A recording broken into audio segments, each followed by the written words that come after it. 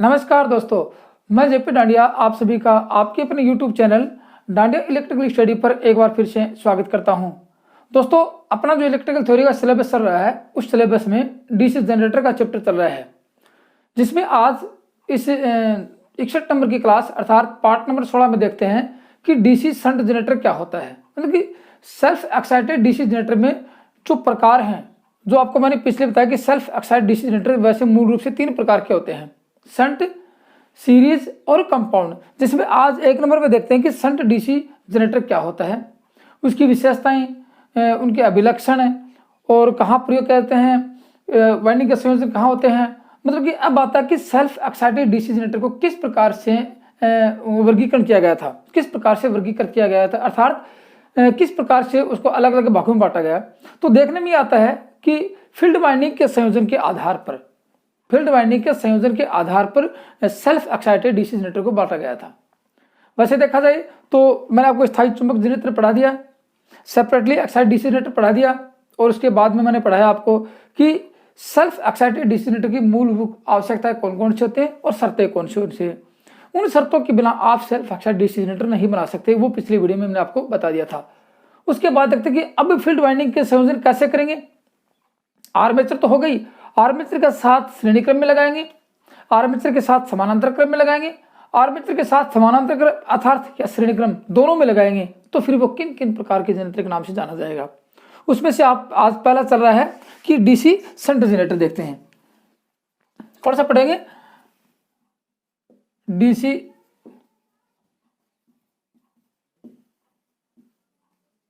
Shunt generator, देखिए दिष्ट धारा shunt जनित्र, ये देखते हैं आज। देखो, अब शंट जनित्र की बात करें तो पूछा जाए डीसी शंट जनित्र कौन सा जनित्र होता है, सेल्फ एक्साइटेड या सेपरेटली एक्साइटेड, मतलब कि पृथक उत्तेजित या स्व उत्तेजित। आप लोगों को मैंने पिछले बताया कि पृथक उत्तेजित जनित्र की फील्ड वाइंडिंग अलग से डीसी सोर्स की सहायता से उत्तेजित की जाती है, लेकिन इसलिए पिछली वीडियो में मैंने आपको बताया कि स्व उत्तेजित जनित्र वो होता है जिसकी फील्ड वाइंडिंग को डीसी सप्लाई उसके आर्मेचर में उत्पन्न होने वाली धारा से ही प्रदान की जाती है, अर्थात आर्मेचर में जो धारा उत्पन्न होती है उसी से ही उसको उत्तेजित किया जाता है, जिसके कारण वह चुंबकीय फ्लक्स का निर्माण करती है और वह चुंबक वोल्टेज आपको बनाकर देता है। तो यह बात है कि ये जो स्व उत्तेजित जनित्र होते हैं इनकी मूलभूत आवश्यकता मैंने बताया कि फील्ड पोलों में अवशिष्ट चुंबकत्व को होना अति आवश्यक होता है, एक बात। दूसरी बात, जनित्र की स्पीड रेटेड होनी चाहिए, ये भी मैंने आपको बताया। फील्ड बताया आपको मैंने कि इसमें फील्ड में प्रवाहित धारा, ठीक है, फील्ड में प्रवाहित धारा और इसकी अवशिष्ट चुंबकत्व की जो ध्रुवता है उनकी दिशा समान होनी चाहिए, ठीक है, ये बताया। और ईएमएफ की दिशा के इसके अनुरूप होनी चाहिए, ये आपको बताया। तो इन सभी बातों को मिलाकर आपको सेल्फ जनित्र बनाया गया था, सेल्फ एक्साइटेड डीसी जनित्र बनाया गया था। तो उसके बाद आता कि आज कौन सा पढ़ेंगे? शंट। शंट में देखो आपको बताऊं, ये आर्मेचर है, देखना गौर से, मैंने आपको सिस्टमेटिक डायग्राम से एक डायग्राम बना रखा है कि ये आर्मेचर है। देखो, अब आर्मेचर 2 पोल का जनित्र है, एक पोल ये, एक पोल ये, एन पोल ये, एस पोल, ये इसका के पोल शू है, ये पोल है, ये पोल के ऊपर वाइंडिंग कर रखी है, कौन सी तार की? सुपर एनामेल कॉपर वायर की वाइंडिंग कर रखी है। अब देखो, ये तो वाइंडिंग वो थी किस पोल के ऊपर, अब इस वाइंडिंग में विद्युत धारा प्रवाहित होगी तो ये पोल चुंबकीय फ्लक्स बनाएंगे, आर्मेचर घूमेगा और ये उत्पन्न हो जाएगा। जैसे कि आप लोगों को पता है कि ये E बराबर होता है फाई जेड NP 60 × A। अब देखो, फ्लक्स जब से सबसे पहले फ्लक्स नहीं होगा तो फैराडे का नियम सिद्ध नहीं होगा। अब इसमें क्या है? इसमें अवशिष्ट चुंबकत्व है। आप लोगों को पता है कि ये क्या है? अवशिष्ट चुंबकत्व। इसमें क्यों? कि ये सेल्फ एक्साइटेड डीसी जनरेटर है, और मैंने आपको बताया कि सेल्फ एक्साइटेड डीसी जनरेटर वही होगा जिसके पोलों में अवशिष्ट चुंबकत्व का मान अवश्य होगा। ये अब इनमें अवशिष्ट चुंबकत्व का मान बहुत कम होगा, आर्मेचर को घुमाएंगे, ईएमएफ का निर्माण होगा, ईएमएफ उत्पन्न होगा, कहाँ होगा? आर्मेचर में होगा। अब आर्मेचर में होगा तो वो जाएगा कहाँ? मैंने आपको कल बताया था कि इस ईएमएफ से इस वाइंडिंग को उत्तेजित करेंगे, इस वाइंडिंग का संयोजन करेंगे, आर पार, दोनों सिरों के आर पार एक सिरा यहां संयोजित करेंगे। जैसे कि मान लिया मैं आपको बताऊं कि एक सिरा ये यहां पे कर दिया और एक सिरा ये यहां पे कर दिया, मतलब कि आर्मेचर के आर पार, ये आर्मेचर का संयोजन, आर्मेचर के आर पार इनको संयोजित कर दिया। अब आर्मेचर में जो भी ईएमएफ उत्पन्न होगा वो सीधा कहां जाएगा? अब इसको यदि ओपन कर देते हैं, ये अब ये अपने इस वाइंडिंग में घूमेगी धारा, और वाइंडिंग में जो ही प्रवाहित होती है तो वाइंडिंग क्या करती है, इन पोलों को चुंबक बनाती है और चुंबकीय फ्लक्स का निर्माण होता है, और वैसे इसमें अवशिष्ट चुंबकत्व का मान अवश्य पहले ही है। अब देखो, अब इस तरह समझने की बात आता है कि वाइंडिंग किस प्रकार की होती है, एक बात। फिर आर्मेचर वाइंडिंग किस प्रकार की होती है, दो बात जो परीक्षा में बातें आई हैं कि ये वाइंडिंग किस प्रकार की होती है, ये किस प्रकार की वाइंडिंग होती है, संयोजन दोनों का कैसे होता है, छोटी छोटी बातों का संयोजन दोनों का कैसे होता है, इसके श्रेणी क्रम में किसका संयोजन करते हैं, फिर ये संयोजित होने के बाद अपना कार्य कैसे शुरू करते हैं, उसका प्रतिरोध कितना होता है, ये और इनको कैसे अंकन करेंगे ये देखते हैं। तो आपको बताऊं मैं कि ये जो आप देख रहे हो ये A1, इसका मतलब कि आर्मेचर वाइंडिंग को A1 A2 से दर्शाया जाता है। एक तो ये लिख लेना, ये फील्ड वाइंडिंग, ये पहला सिरा है और ये दूसरा सिरा, इसका मतलब कि E1 और E2, फील्ड वाइंडिंग के दो सिरों को E1 E2 से दर्शाया जाता है। याद रखना बात, ये मोटे तार की कैसी, ये पतले तार की, पतले तार अधिक टर्न की होती है, और ये आर्मेचर वाइंडिंग कैसी होती है, ये मोटे तार कम टर्न की होती है, ये बातें आ गई, ये अधिक टर्न की होती है। ये इसको कहते हैं शंट वाइंडिंग, किसको, इसको कहते हैं शंट वाइंडिंग, और ये कहते हैं armature winding. Shunt winding armature के समानांतर क्रम में संयोजित होती है। ये तो आपको उचित था। अब मैं आपको बताता हूं कि सिस्टमेटिक ढंग से डायग्राम कैसे बनता है। देखो मैं आपको एक ये डायग्राम था, दूसरा ये डायग्राम दूसरा है। यहाँ क्या है, ये है अपनी फील्ड वाइंडिंग, ये पे जो फील्ड वाइंडिंग पोलों पर लपेट है, इसके अंदर यहाँ क्या है, ये पोल है, दोनों फील्ड वाइंडिंग एक साथ दिखाई। ये अपना क्या है, लोड, जो लोड रखा है, ये लोड स्विच है, ये अपना आर्मेचर है, ये कार्बन ब्रूस है, इसके ऊपर ये कार्बन ब्रूस कम्यूटेटर पर टिके होते हैं। पूरा सिस्टम आपको मैंने दिखाया है। अब एक एक पॉइंट पर समझना आपको। देखो मैंने आपको बताया कि ये पतले तार की अधिक टर्न की होती है, कौन सी वाइंडिंग, ये पतले तार की, पतले तार अधिक चक्कर, एक तो ये होगी। ये कौन सी है, ये शंट फील्ड वाइंडिंग, इसका नाम है शंट फील्ड वाइंडिंग। ये क्या है, ये लोड है, लोड कोई भी हो सकता है, रेजिस्टिव लोड हो सकता है, जैसे हीटर है, प्रेस है, रोड, जो भी लोड हो सकता है। ये अपना आर्मेचर है, आर्मेचर वाइंडिंग। देखो अब इस शंट फील्ड वाइंडिंग को E1 E2 से दर्शाया जाता है। ये दो सिरे हो गए वाइंडिंग के, एक तो ये याद रखना। इस आर्मेचर वाइंडिंग को A1 A2 से दर्शाया जाता है, ये याद रखना। फिर आएगा अपने सीरीज जनरेटर आएगा तो D1 D2 से दर्शाएंगे। काफी बार परीक्षा में आ चुका है कि किसी डीसी मशीन में शंट वाइंडिंग को किन अक्षर से, किस शब्द से अंकित किया जाता है, ये आता बात। अब देखो इसका संयोजन क्या करेंगे, मैंने आपको बताया कि शंट फील्ड वाइंडिंग का संयोजन। अब गौर से देखना, डीसी शंट जनित्र, शंट का मतलब समानांतर, याद रखना बात, शंट का मतलब समानांतर। पतले तार की अधिक चक्रों की क्वाइल, जिसको शंट फील्ड बोलते हैं, ये फील्ड पोल के ऊपर स्थापित की जाती है, और इसका संयोजन आर्मेचर के समानांतर क्रम में होता है। ये आर्मेचर के समानांतर क्रम में ये कर दिया संयोजन। और यहां इसके श्रेणी क्रम में एक रिहोस्टेट जरूर लगाते हैं, याद रखना बात। किसके श्रेणी क्रम में, इसके श्रेणी क्रम में एक रिहोस्टेट लगा देते हैं, और ये लगाया स्विच, और ये लगा दिया रिहोस्टेट, वेरिएबल रेजिस्टेंस लगा दिया। अब इतना समझ में आ गया कि इसका मतलब कि अब शंट फील्ड वाइंडिंग के श्रेणी क्रम में एक रिहोस्टेट और शंट फील्ड वाइंडिंग आर्मेचर के समानांतर क्रम में। ये लोड भी कहां लगाएंगे, ये लोड भी आर्मेचर के समानांतर आर पार संयोजित करेंगे। ये आर पार संयोजित कर दिया। इसका मतलब लोड कहां होता है, लोड भी आर्मेचर के समानांतर क्रम में, और ये फील्ड वाइंडिंग भी आर्मेचर के समानांतर क्रम में होती है। पतले तार की अधिक चक्र की होती है। ये देखो अब इसको लिखना कि शंट फील्ड वाइंडिंग, ये देखो shunt field winding, shunt field पतले तार अधिक टर्न, एक तो याद रखना। दूसरा आर्मेचर वाइंडिंग, आर्मेचर कुंडलन वाइंडिंग, मोटे तार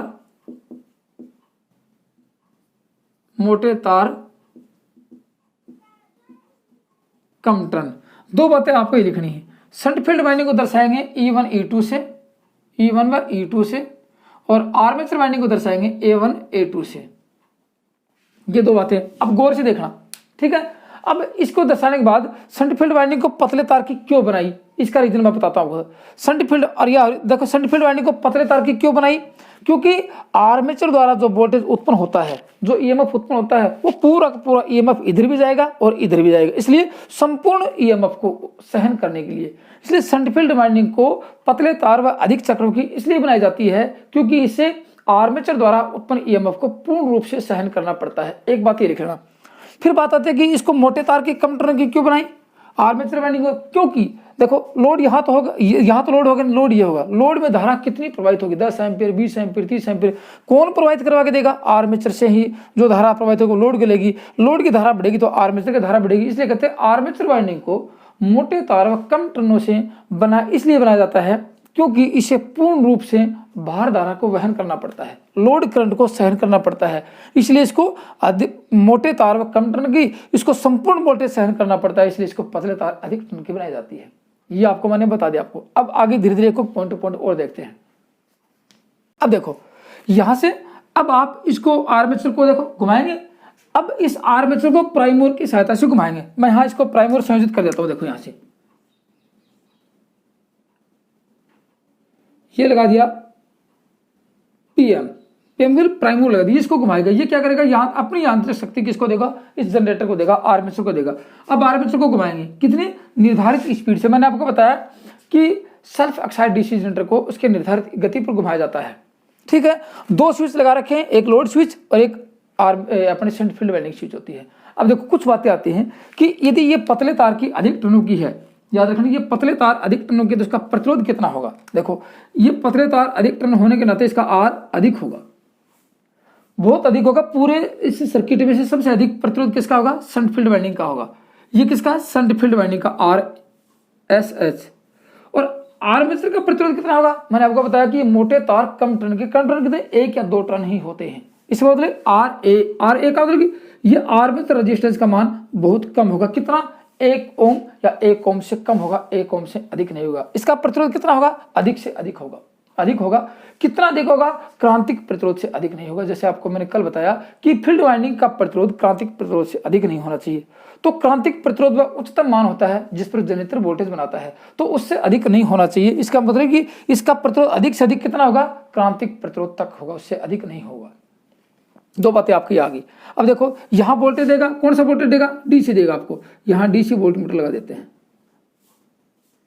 अब देखो यहां से अब इसको आप लोग घुमाओगे, इसको निर्धारित स्पीड से जब भी घुमाएंगे, गौर से मैं आपको पॉइंट टू पॉइंट बताऊं। देखो इसको आप जब भी निर्धारित गति पर प्राइम मूवर की सहायता से घुमाओगे तो यह शुरू में बहुत कम वोल्टेज प्रदान करेगा। क्यों, देखो यहां से ये ओपन है। अब कहेंगे कि जैसे ई उत्पन्न होगा फ्लक्स के कारण होगा। फ्लक्स कौन सा है, मैंने आपको बताया यहाँ अवशिष्ट चुंबकत्व है। अवशिष्ट चुंबकत्व क्या होगा, यहाँ पोलों में होगा। अवशिष्ट चुंबकत्व का मान बहुत कम होता है। अब आर्मेचर को जो निर्धारित गति पर घुमाएंगे, अवशिष्ट चुंबकत्व के कारण इसमें बहुत कम मान का वोल्टेज उत्पन्न होगा। कितना, अवशिष्ट चुंबकत्व के कारण वोल्टेज लिख लो।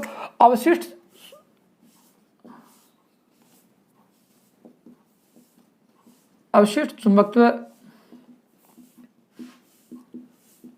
के कारण शुरू में 4 से 10 वोल्ट उत्पन्न होता है। लगभग 4 से 10 वोल्ट उत्पन्न होता है, लगभग 4 से 10। क्यों, अवशिष्ट चुंबकत्व के कारण। इसका मतलब फ्लक्स का मान अभी बढ़ा नहीं है। अब देखो आपने इसको निर्धारित गति से घुमाया और अवशिष्ट चुंबकत्व के कारण आर्मेचर में 4 से 10 वोल्ट उत्पन्न हुआ और आपने स्विच को ऑन कर दिया।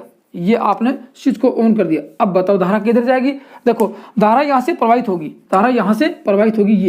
ये धारा ये आई ए है, गौर से देखना। अब धारा 2 भागों में बटेगी, एक इधर जाएगी, एक इधर जाएगी। ये गई इधर आई एस एच और ये गई इधर आई एल, 2 भागों में बट गई। अब यहां तो धारा सर्किट ओपन है, यहां तो धारा जाएगी नहीं, पूरी धारा इधर जाएगी। तो इधर जाएगी तो क्या होगा, इस वाइंडिंग में कुछ 1-2 मिली सेकंड 1-2 मिली एम्पीयर की धारा प्रवाहित होगी, जिससे धारा प्रवाहित होते ये क्या करेगा, चुंबकीय फ्लक्स और अधिक बनाएगी। ये पोल चुंबकीय फ्लक्स अधिक बनाएंगे तो ईएमएफ बढ़ेगा, क्योंकि ई समानुपाती होता है एफ। और से देखो ई समानुपाती होता है, चुंबकीय फ्लक्स जो बढ़ेगा तो ईएमएफ बढ़ेगा। ई बढ़ गया, ई बढ़ा हुआ वोल्टेज किसको मिलेगा, पूरा का पूरा संपूर्ण वोल्टेज इसको मिलेगा। किसको, शंट फील्ड वाइंडिंग को मिलेगा। और फिर शंट फील्ड वाइंडिंग अपना चुंबकीय फ्लक्स और बढ़ाएगी तो क्या होगा, ईएमएफ का मान और बढ़ेगा। इस प्रकार ये प्रक्रिया चलती रहेगी। कब तक, बहुत ही चंद सेकंड में ये प्रक्रिया पूरी हो जाती है। लेकिन ये प्रक्रिया कब तक पूरी होती रहेगी, ये कब तक वोल्टेज इसमें धारा प्रवाहित होती रहेगी, जब तक शंट फील्ड वाइंडिंग के पोल संतृप्त अवस्था प्राप्त नहीं कर लेंगे। याद रखना बात, शंट फील्ड वाइंडिंग ये पोल जब तक संतृप्त अवस्था प्राप्त नहीं कर लेंगे, सैचुरेटेड नहीं हो जाएंगे, तब तक ये प्रक्रिया चलती रहेगी और ये प्रक्रिया बहुत ही चंद सेकंड में पूरी हो जाएगी। ठीक है, ये प्रक्रिया बहुत ही चंद सेकंड में पूरी हो जाएगी और जनरेटर अपना वोल्टेज बनाना शुरू कर देगा और जब संपूर्ण वोल्टेज बना लेता है तो उस पर लोड स्विच को ऑन कर दिया जाता है। एक बात ये आ गई। ठीक है, अब इसमें देखो प्रक्रिया आती है कि जब आप इसमें इस स्विच को ऑन करते हैं, ऑन करोगे तो IF का मान बढ़ेगा। ये क्या है, ये IF का मतलब शंट फील्ड की धारा है। IF का मान बढ़ेगा, देखो IF फ्लक्स, तो इसमें फ्लक्स बढ़ेगा। फ्लक्स कब बढ़ेगा, देखो ये फ्लक्स समानुपाती होता है I के। IF का मतलब कि शंट फील्ड। ISS का मान बढ़ेगा तो फ्लक्स बढ़ेगा और फ्लक्स बढ़ेगा, देखो फ्लक्स बढ़ेगा तो E बढ़ेगा क्योंकि E समानुपाती F होता है। फ्लक्स बढ़ेगा तो E बढ़ेगा। ये प्रक्रिया चलती रहेगी और आपको जनरेटर पूरा EMF उत्पन्न कर लेगा। अब देखो ये तो की बात है इसकी कि IF बढ़ा, फिर फ्लक्स बढ़ा, फिर फ्लक्स थोड़ा सा फ्लक्स बढ़ेगा, फिर ये EMF बढ़ेगा, फिर फ्लक्स बढ़ेगा, EMF बढ़ेगा और आपका संपूर्ण प्रक्रिया पूरी होने के बाद और ये जनरेटर अपना निर्धारित वोल्टेज पर कार्य करना शुरू कर देगा।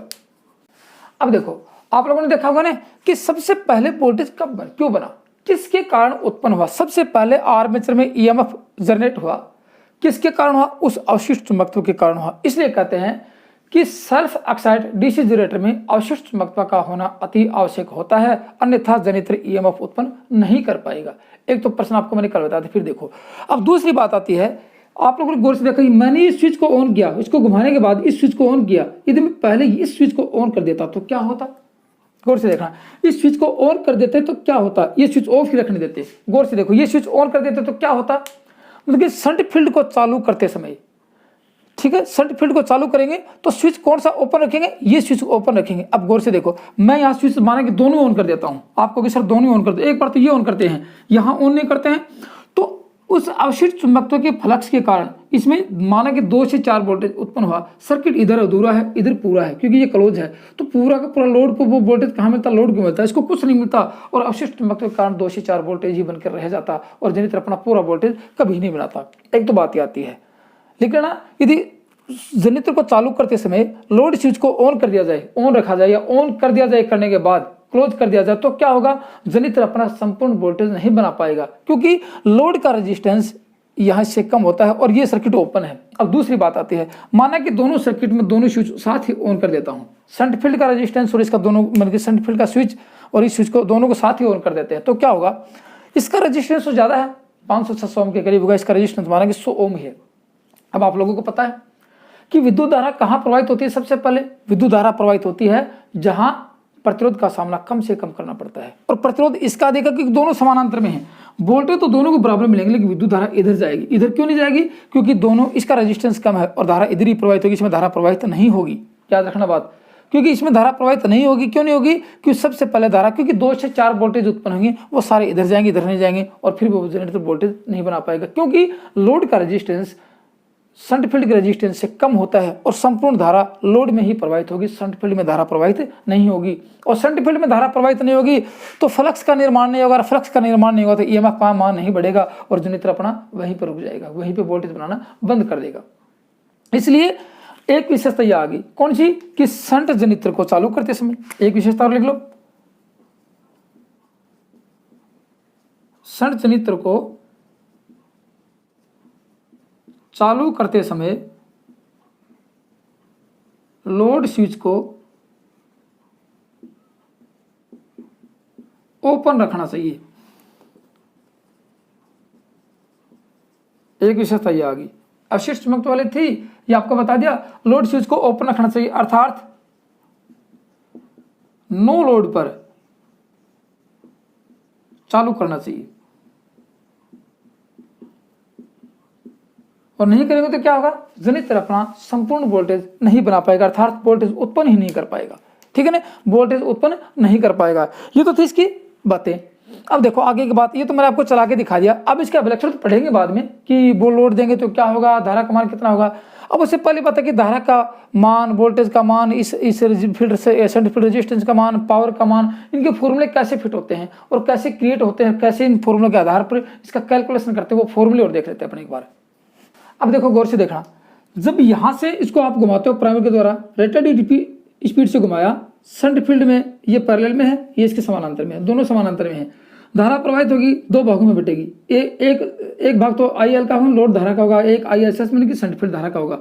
इसका मतलब कि आर्मेचर में प्रवाहित धारा दो भागों में बढ़ती है, क्योंकि सर्किट अपने पास दो है, एक लोड का सर्किट और एक ये शंट फील्ड का सर्किट होता है, एक फील्ड का सर्किट, एक लोड का सर्किट। आर्मेचर में प्रवाहित धारा दो भागों में प्रवाहित होती है। यहाँ तो लिमिटेड धारा है, यदि इसका प्रतिरोध 500 ओम है तो जितना रेजिस्टेंस है उसके अनुसार इसमें धारा प्रवाहित हो जाएगी, लेकिन यहाँ धारा का मान कम ज्यादा होता रहता है। इसलिए मैं आपको कुछ बातें बता दूं कि IA लिखेंगे, IA बराबर आर्मेचर धारा एम्पियर में, IA के बाद में IL बराबर लोड की धारा, ये भी एम्पियर में, ठीक है। फिर लिखेंगे ISH शंट फील्ड की धारा,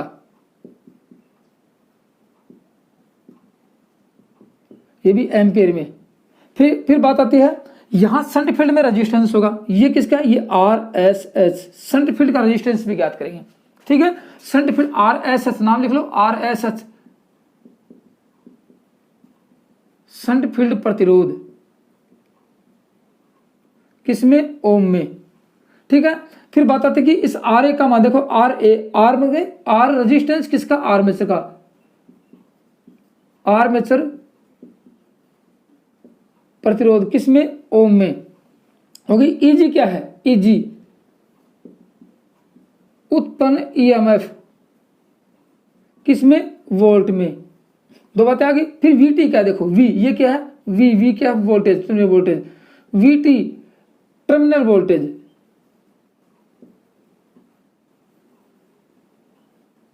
ये किसमें, वोल्ट में, ये होगी, ये लोड मतलब ये IL का मान, ये होगी बात आपकी।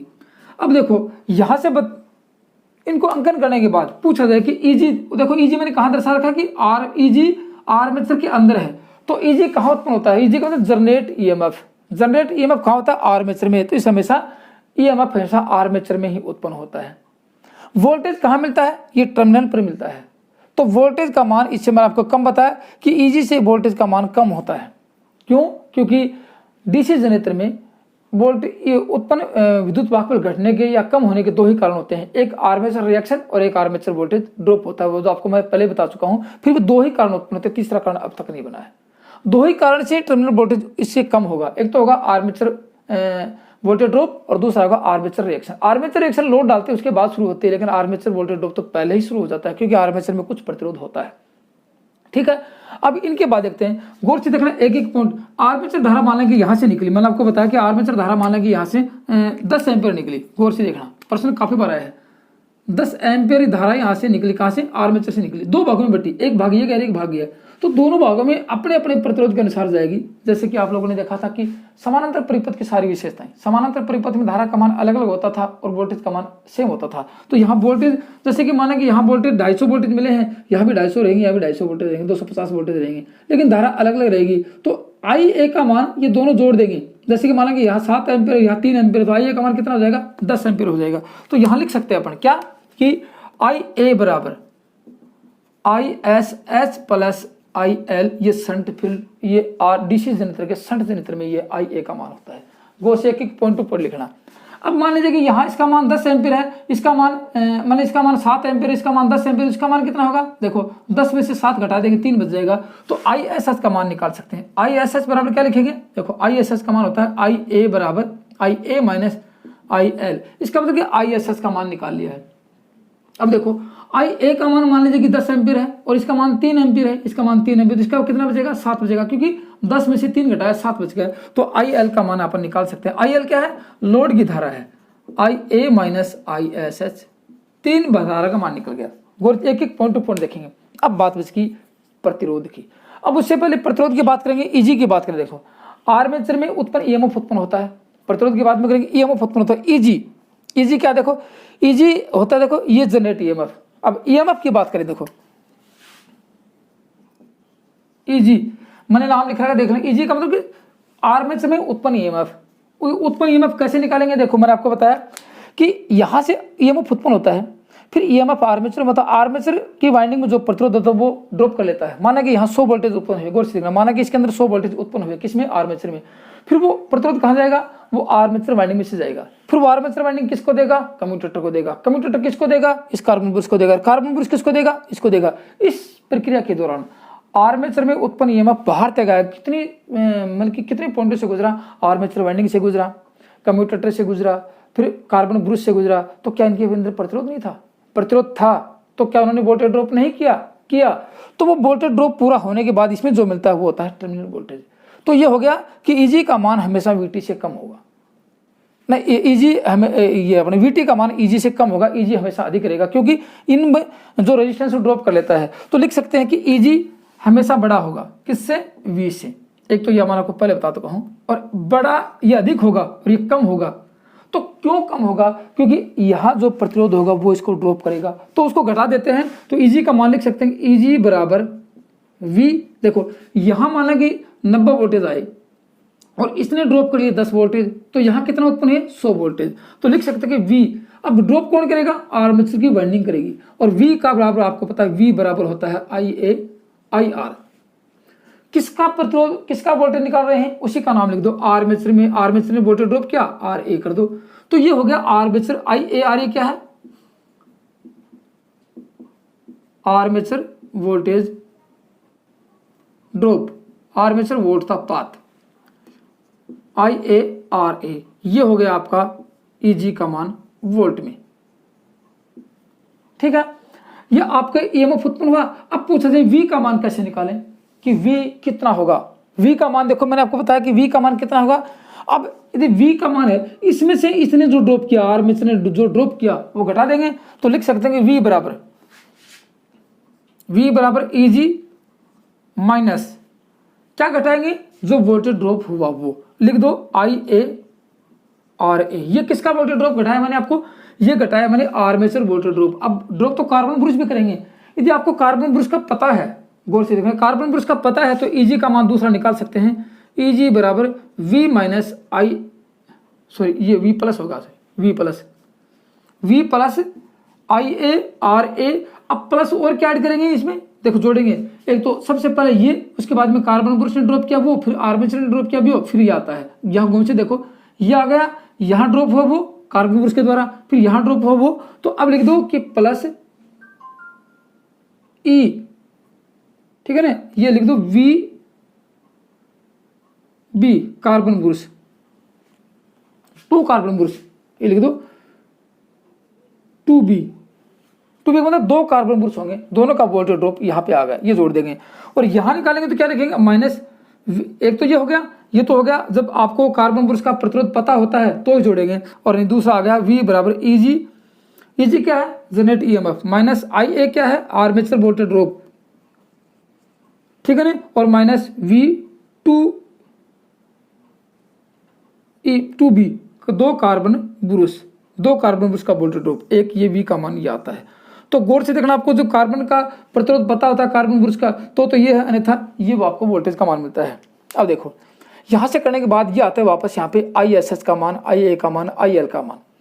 ISH का मान निकाला आप लोगों ने, तो ISH को यदि यहाँ, क्योंकि पूरा DC का मामला है, तो आप ओम के नियम को लागू कर दो, ओम के नियम का सत्यापन कर दो। यहाँ पे ओम के सभी फॉर्मूले लागू कर दो। यहाँ पे AC होता तो ओम के फॉर्मूले लागू करते, लेकिन वहाँ पे इंपेडेंस ले लेते या रिएक्टेंस ले लेते, फिर ओम के नियम लागू करते हैं। यहाँ AC तो है नहीं, DC है, तो ओम के नियम लागू कर दो यहाँ पे। तो ओम के नियम अनुसार देखो, यहाँ इसकी सबसे पहले देखिए, यहाँ से धारा चलती है, तो धारा अब इसकी निकालेंगे। देखो IA का मान निकालते हैं।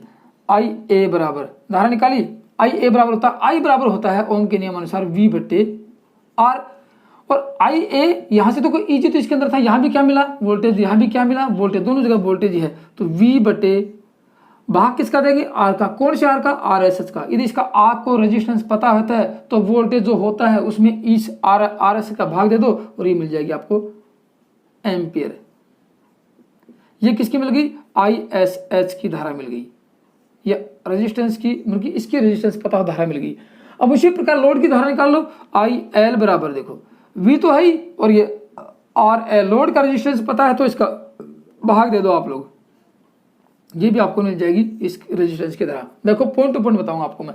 अब देखो आई ए का मान कैसे निकालें, ठीक है ना, आई ए का मान कैसे निकालें। अब आई ए का मान कितना है, देखो यहां तो था ईजी और यहां था वोल्टेज, गौर से देखना, यहां तो था ईजी, यहां था वोल्टेज, यहां से 100 वोल्टेज उत्पन्न हुए, बाहर मिल गए 90, तो आर्मेचर ने कितने वोल्टेज की खपत की, गौर से देखना, मैं आपको बताऊंगा। यहां तो है माना कि 100 वोल्टेज उत्पन्न हुए आर्मेचर के अंदर, बाहर कितने मिल गए आपको, 90 वोल्टेज मिल गए, तो आर्मेचर ने कितने वोल्टेज की खपत की, ओनली 10 वोल्टेज की।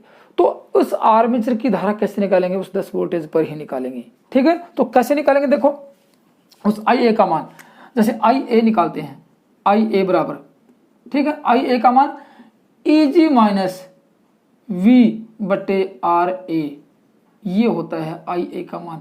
मैंने आपको बताया था ना कि कितने वोल्टेज इफेक्टिव इसके ऊपर 10 वोल्टेज इफेक्टिव हैं, तो यहाँ 10 ही बचेंगे, ईजी में से वी का मान घटा देंगे और आर ए का भाग दे देंगे, ये निकल गया आपकी आर्मेचर की धारा।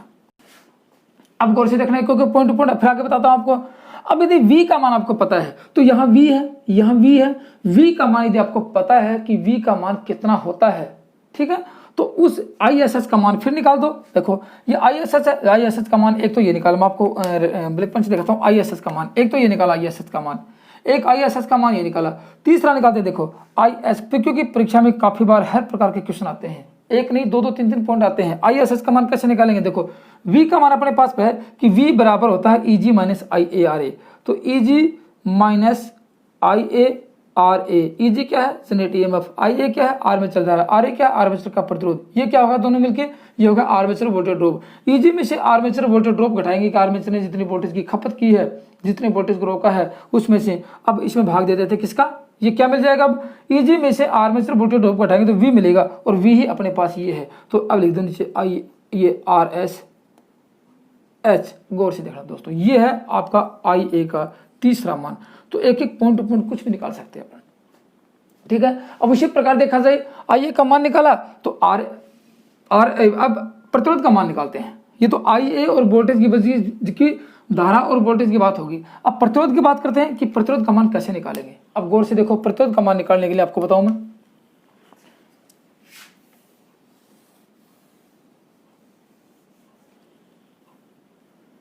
ये प्रतिरोध निकालेंगे। देखो यहां से इसमें लेते हैं कि RSH, सबसे पहले प्रतिरोध किसका निकालेंगे, इस शंट फील्ड का प्रतिरोध निकालेंगे। और आपको पता कि ओम के नियमानुसार R बराबर होता है V बटे I। R किसका निकाल रहे हैं, शंट फील्ड का, ISH लगा रखा है। वोल्टेज किसका लेंगे, शंट फील्ड की, यहाँ क्या मिलता है वोल्टेज मिलता है, क्योंकि यहाँ तो इजी था, यहाँ भी वोल्टेज यहाँ भी वोल्टेज, तो V लेंगे V बटे ISH, शंट फील्ड की धारा का भाग दे देंगे, तो यह क्या मिल गया आपको, ये मिल गया शंट फील्ड का प्रतिरोध। आप जब कैलकुलेशन करोगे तो आपको पता लगेगा कि वास्तव में सही है या गलत है, और कितना मजेदार की बात है कि कितना आसानी तरीके से समझ रहे हो आप लोग। तो दोस्तों इतना समझने के बाद, इतनी मेहनत करवाने के बाद फिर भी आपको यदि समझ में नहीं आता है तो कमेंट्स में जरूर लिखना कि सर यहाँ पे इतना समझ में नहीं है, आप लोग दोबारा एक बार समझाओ, मैं फिर दोबारा इन फॉर्मूलों को आपको सही करवा दूंगा और आपको दोबारा समझा देंगे, क्योंकि परीक्षा में इन फॉर्मूलों के ऊपर ही, इन फॉर्मूलों के आधार पर ही और एक न्यूमेरिकल या कुछ छोटे छोटे क्वेश्चन जरूर आते हैं। तो इनका जितने अच्छे तरह से पढ़ोगे, लिखोगे, जितने नोट्स बनाओगे, वो लोगों का आपको बहुत अच्छा फायदा हो। तो नोट्स बनाना अनिवार्य है, ठीक है। ये तो थी बात इनकी। अब आपके बाद देखो, इसका प्रतिरोध है, इसका प्रतिरोध है और इसका प्रतिरोध है। प्रतिरोध तीन अपने पास है कि लोड का रेजिस्टेंस कितना होगा। तो अब रेजिस्टेंस किसका ज्ञात करें, RL का मान, लोड का रेजिस्टेंस कितना होगा, फिर पावर भी बताएंगे आपको। तो V तो मिल गया आपको, यहाँ पे यहाँ क्या मिलेगा आपको, V मिलेगा, भाग किसका देंगे, IL का भाग देंगे, लोड धारा का भाग देंगे, तो ये आपको मिल जाएगा लोड का रेजिस्टेंस कितना होगा। लोड का रेजिस्टेंस आपको पता है, लोड की धारा ज्ञात कर लेंगे तो यहाँ पावर भी ज्ञात कर लेंगे, ठीक है, पावर भी ज्ञात करेंगे। अब देखो तीसरी बात आती है कि IA का मान कैसे ज्ञात करेंगे, आर्मेचर की धारा कैसे ज्ञात करेंगे। वैसे तो आपको मैंने बताया कि आर्मेचर पर जितना वोल्टेज इफेक्टिव होता है वो लेते हैं। देखो यहाँ से इस फॉर्मूले को हल करके देखो, यहाँ से इस फॉर्मूले को हल करते हैं, क्योंकि IA का मान है, RA का निकालते हैं, तो IARA बराबर EG माइनस V, और RA का मान निकलता है, RA बराबर हो गया EG माइनस V बटे IA, ये हो गया। तो यहां लिख सकते हैं कि IA का मान EG माइनस V बटे RA, ये हो गया आपका आर्मेचर की धारा निकालने का फॉर्मूला। देखो छोटे छोटे सारे फॉर्मूले सीखे, अब तो कुछ नहीं, अब फॉर्मूले और भी बच गए, पावर के फॉर्मूले वैसे बच गए, ठीक है, पावर के फॉर्मूले बचेंगे RSH का मान, इसमें यदि और देखा जाए, देखो पावर के फॉर्मूले बताएंगे बाद में। अब उससे देखा एक छोटी सी बात और देखा जाए, RSH का मान ज्ञात किया, RSH का मान पढ़ा अपने V, और V का मान अपने पास है क्या है, V बराबर होता है Eg माइनस IARA। तो लिख सकते हैं कि Eg minus IARA upon ISH, ये हो गया। ये किसका फॉर्मूला है, ये भी इस शंट फील्ड का रेजिस्टेंस का ज्ञात करने का फॉर्मूला होता है। देखो बहुत अच्छी बात है कि आप लोगों ने इतना देखा, इतना देखने के बाद वैसे ही आप इसकी लोड की धारा कैसे ज्ञात करेंगे, देखो लोड की धारा भी यही है कि ये लोड का रेजिस्टेंस कैसे ज्ञात करेंगे, RL बराबर, देखो यहाँ भी V है, V का मान होता है कि Eg माइनस IARA। IAR क्या है, आर्मेचर रेजिस्टेंस, Eg क्या है उत्पन्न EMF, RL क्या है लोड का रेजिस्टेंस, और भाग किसका देंगे कि धारा किसकी क्या, ये अपने रेजिस्टेंस किसका ज्ञात कर रहे हैं लोड का, तो लोड की धारा का ही भाग दे देंगे IL क्या है लोड की धारा, मतलब आपकी लोड की धारा होती है, बाहर की धारा कितनी होती है। और जो बाहर में पावर का मान बढ़ता है, धारा का मान बढ़ता है और प्रतिरोध का मान कम होता चला जाता है। ये तो थी बात इसकी। अब इतना देखने के बाद दोस्तों एक छोटी सी बात और आती है कि पावर कैसे उत्पन्न करेंगे, पावर का मान कैसे ज्ञात करेंगे। जब बात करते हैं कि P बराबर, देखो P बराबर होता है पावर दो होंगे अपने पास, कौन कौन सी पावर, देखो पावर दो होंगे अपने पास, कौन कौन सी, एक तो कि आर्मेचर में उत्पन्न पावर याद रखना, और दूसरी होगी लोड की पावर, दो पावर होंगे। तो आर्मेचर में जो पावर उत्पन्न होगी उसका मान लोड की पावर के मान से अधिक होगा, एक तो याद रख लेना बात। आर्मेचर में उत्पन्न पावर का मान लोड की पावर से अधिक होगा, क्यों होगा, क्योंकि आर्मेचर में जो पावर उत्पन्न होती है वो पावर जब बाहर निकलती है किससे, आर्मेचर से, किसके पास जाएगी, कुछ तो इधर जाएगी। इसमें तो मतलब कि पावर का मान बहुत नगण्य माना जाता है, लेकिन पावर का मान यहाँ से होगा। तो आर्मेचर में जो पावर उत्पन्न निकलती है, जो पावर होकर बाहर निकलती है, तो आर्मेचर का जो रेजिस्टेंस होता है वो और आर्मेचर की जो धारा होती है वो दोनों ड्रॉप कर लेंगे, पावर को रोक लेंगे।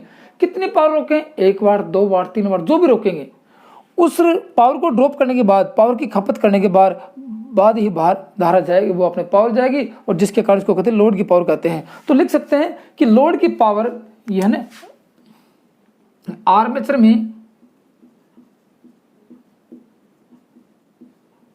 उत्पन्न पावर का मान होता है लोड की पावर से अधिक, लोड पावर से अधिक होगा, ये एक तो याद रखना बात। अब लोड पावर का मान कैसे निकालेंगे, इसका मान कैसे निकालेंगे, आपको पता है कि P बराबर, यदि आपने डीसी के फॉर्मूले नहीं पढ़े हैं तो P बराबर होता है, एक तो होता है IVI, और P बराबर होता है I² R, दो, ठीक है ना, और एक होता है P बराबर होता है V² अपॉन R, तीन फॉर्मूले अपने पास है। तो देखो एक फॉर्मूला ये काम मिलेंगे, ये काम, तीनों काम ले सकते हैं, देखो जो भी आता है। तो इसके अंदर की बात करेंगे, इसके अंदर क्या है, देखो इसके अंदर Eg का मान है, आर्मेचर के अंदर पावर की बात करेंगे तो आर्मेचर की बात करेंगे, बाहर की बात करेंगे तो आर्मेचर की बात नहीं करेंगे। तो अब अपन बात कर रहे हैं कि आर्मेचर में उत्पन्न पावर,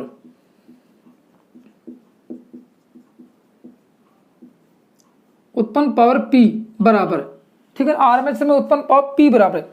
अब आर्मेचर में उत्पन्न पावर तो V इंटू आई, यहां V है नहीं, V के स्थान पर क्या है, Eg है, तो Eg IA, ये किसकी पावर होगी, ये आर्मेचर में उत्पन्न पावर होगी।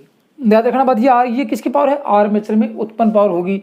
उसके बाद यदि बात किया जाए कि इस आर्मेचर में उत्पन्न पावर को इस आर्मेचर में जो आर्मेचर ड्रॉप पावर है, आर्मेचर जो धारा जो पावर ड्रॉप की उसको घटा दिया जाए तो क्या बचता है, लोड की पावर बचती है।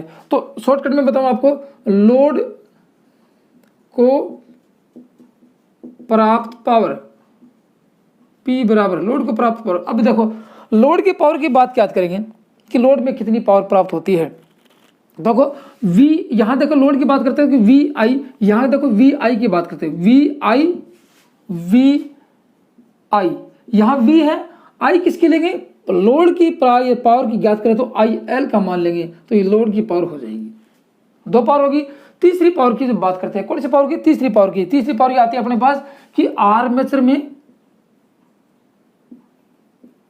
खपत पावर शक्ति, आर्मेचर में खपत पावर IR, क्योंकि यहां पे IR की बात कर रहे हैं, आर्मेचर में उत्पन्न बात है, क्योंकि I किसमें, जब लोड चलेगा तो आर्मेचर की धारा चलेगी, किसके कारण, इस रेजिस्टेंस के कारण। तो I किसका लेंगे, आर्मेचर का, R किसका लेंगे, ये IA² RA, ये होगी आर्मेचर में खपत पावर, ठीक है। ये लोड की पावर, या आर्मेचर में खपत पावर, ये पावर ये है। दोस्तों ये तो था आपका डीसी जनरेटर में, DC self excited DC generator में डीसी शंट जनरेटर क्या होता है।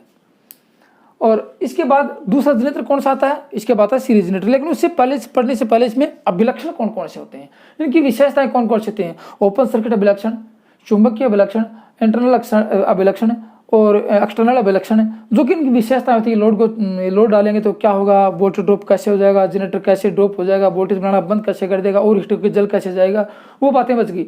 तो उनके आधार पर ही क्वेश्चन अवश्य पूछे जाते हैं। तो अगले वीडियो में पढ़ेंगे कि डीसी जनरेटर के अभिलक्षण कौन कौन से होते हैं। डीसी जनरेटर के अभिलक्षण 3 प्रकार के होते हैं, ओपन सर्किट, एक इंटरनल अभिलक्षण और एक एक्सटर्नल अभिलक्षण, 3 पूछे जाते हैं। तो शंट जनरेटर में तीनों अभिलक्षणों में तीनों की विशेषताएं क्या क्या होती हैं, ओपन सर्किट क्या होगा, फिर एक्सटर्नल क्या होगा, फिर इंटरनल क्या होगा, उनके बारे में चर्चा करेंगे अगले वीडियो में। अब देखो यहाँ से सर्किट लगाने के बाद में एक चीज बचगी कि इस RH, इस वेरिएबल रेजिस्टेंस को क्यों लगाया। ये इसलिए लगाया कि इसमें धारा के मान को कम ज्यादा करने के लिए, फ्लक्स के मान को कम अधिक करने के लिए यहाँ पे वेरिएबल रेजिस्टेंस लगाया गया है। इसके मान को कम ज्यादा करेंगे तो इसमें धारा प्रतिरोध का मान बढ़ जाएगा, और प्रतिरोध का मान बढ़ेगा तो इसमें धारा का मान घट जाएगा, और प्रतिरोध का मान घट जाएगा तो धारा का मान बढ़ जाएगा, फ्लक्स का मान अधिक होगा और वोल्टेज का मान बढ़ जाएगा, EMF का मान बढ़ जाएगा। लेकिन इसमें इस रेजिस्टेंस का मान कितना रखेंगे, देखो इसका रेजिस्टेंस नहीं बढ़ जाए, इसलिए कहते हैं कि शंट फील्ड का रेजिस्टेंस इसके क्रांतिक प्रतिरोध के मान से कम ही रखा जाता है, इसलिए इसका प्रयोग किया जाता है कि कम ही इसका मान कम रखे, कम से कम रहे। ये तो था आपका इसमें डीसी शंट जनरेटर में फॉर्मूले और इसकी विशेषताएं और वाइंडिंग के संयोजन कैसे होते हैं और किसके आधार पर इसका वर्गीकरण किया गया था। तो दोस्तों अगले वीडियो में क्या देखेंगे कि इसके अभिलक्षण कौन कौन से होते हैं। आज की वीडियो में सिर्फ इतना ही है। यदि वीडियो पसंद आए तो लाइक करना और कमेंट्स में जरूर बताना कि आपको वीडियो कैसा लगा, या अच्छा लगा, या फिर आपको पसंद नहीं आया या समझ में नहीं आया, तो दोबारा इसको समझाएंगे और दोबारा कोशिश पूरी करेंगे। तो आज की वीडियो में सिर्फ इतना ही। थैंक यू, धन्यवाद दोस्तों।